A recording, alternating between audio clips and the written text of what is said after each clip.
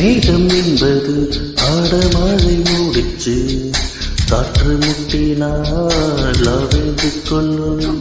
காதல் என்பது இரு மனம் முடிச்சு, கண்கள் முட்டினால் அவிழ்ந்து கொள்ளும். மேகங்கள் முட்டிக்கொள்வதாலே சண்டை என்று பொருள் இல்லை. தேகங்கள் முட்டிக்கொள்வதாலே உடல் என்று பொருள் இல்லை. இதழ்கள் பொய் சொல்லும், இதயம் மெய் சொல்லும். தெரியாதா உண்மை தெரியாதா?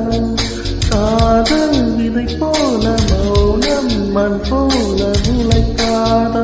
மண்ணை துளைக்காதா? யார் சொல்வதோ யார் சொல்வதோ பதில் யார் சொல்வதோ யார் சொல்